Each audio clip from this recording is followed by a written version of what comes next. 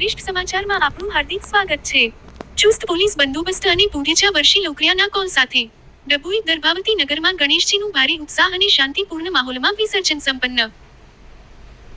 આનંદ ચૌદશના પવિત્ર દિવસે ગણપતિજીનું વિસર્જન કરવાનું હોય છે, જે પરંપરા મુજબ ડભોઈ દર્ભાવતી નગરીમાં હીરા ભાગોળ બહાર પાલિકા દ્વારા બનાવવામાં આવેલ કૃત્રિમ તળાવમાં ગણેશજીનું વિસર્જન કરવા માટે મોટી સંખ્યામાં શ્રદ્ધાળુ ભક્તજનો ઉમટી પડ્યા હતા।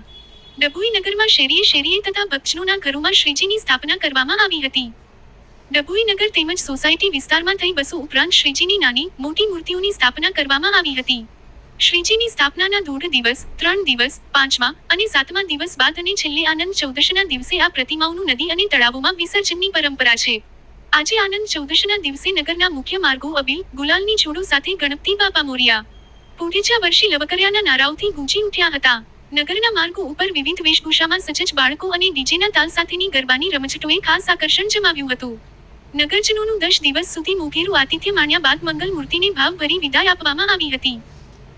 આજરોજ આનંદ ચૌદશના દિવસે વિસર્જન કરવાનું હોવાથી નાની મૂર્તિઓની સ્થાપના કરેલ કેટલ મંડળોએ પોતાના વિસ્તારમાં અને ઘરમાં સ્થાપના કરેલ શ્રીજીની મૂર્તિઓનું ઘર આંગણે જ વિસર્જન કરવામાં આવ્યું હતું, જ્યારે મોટી મૂર્તિઓનું હીરાભાગોળ બહાર પાલિકા તંત્ર દ્વારા બનાવવામાં આવેલ કૃત્રિમ તળાવમાં શ્રદ્ધાળુઓ દ્વારા વિસર્જન કરવામાં આવ્યું હતું।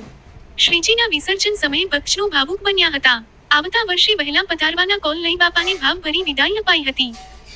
આ ગણેશ વિસર્જનના પ્રસંગે નગરના ટાવર ચોક ખાતે શ્રીજીની સવારીઓનું નગરના આગેવાનો દ્વારા ભવ્ય સ્વાગત કરાયું હતું, જેમાં ડભોઈ દર્ભાવતીના ધારાસભ્ય શૈલેષ મહેતા, સોટ્ટા પાલિકા પ્રમુખ બીરેન શાહ, કારોબારી ચેરમેન તેજલબેન સોની, ઉપપ્રમુખ મનોજ પટેલ, પાલિકા સદસ્ય વિશાલ શાહ, શહેર પ્રમુખ દીક્ષિત દવે, ભાજપ અગ્રણી ડો. સંદીપ શાહ, ભૂપેન્દ્રભાઈ પટેલ સહિત વિવિધ રાજકીય સામાજિક આગેવાનો ઉપસ્થિત રહ્યા હતા। ડભોઈ પોલીસ તંત્ર દ્વારા ગણેશ વિસર્જન સમયે ચુસ્ત બંદોબસ્ત ગોઠવીને પૂરતી તકેદારી રાખવામાં આવી રહી હતી અને શાંતિપૂર્ણ માહોલમાં વિસર્જન સંપન્ન થયું હતું। આજે ગણેશ મહોત્સવનો છેલ્લો દિવસ આજના દિવસે ગણેશ વિસર્જન આ દિવસે તો જો કે દર્ભાવતી નગરીમાં મોટા પ્રમાણમાં લોકો ગણેશ વિસર્જન માટે બહાર આવ્યા છે અને આનંદ ઉલ્લાસથી ગણેશ વિસર્જનને ઉજવી રહ્યા છે। ગઈકાલે ઈદ ઉલ મિલાદનો પ્રસંગ હતો, ત્યારે પણ ખૂબ મોટી સંખ્યામાં મુસ્લિમ બિરાદરો દ્વારા જુલુસનું આયોજન કરવામાં આવ્યું હતું। બંને કોમો પોતપોતાના તહેવારો ભાઈચારાથી અને આનંદ ઉલ્લાસથી ઉજવી રહ્યા છે। હું તમામને અભિનંદન આપું છું, શુભેચ્છા આપું છું।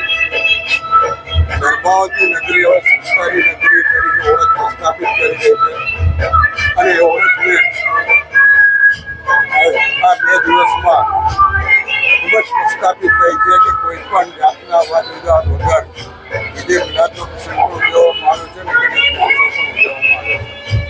આ જ રીતે આગળના તહેવારો પણ બધા જ કોમો ભેગા મળીને ભાઈચારાથી ઉજવે અને આપણે દર્ભાવતીનું ગૌરવ વધારે એ જ તમામ નગરજનો પાસે અપેક્ષા રાખું છું। સાથે વિઘ્નહર્તાને પ્રાર્થના કરું છું કે દર્ભાવતી વિકાસ જે આગળ વધી રહ્યો છે એમાં કોઈ વિઘ્ન ન આવે અને વિઘ્ન આવે તો એને દૂર કરવાની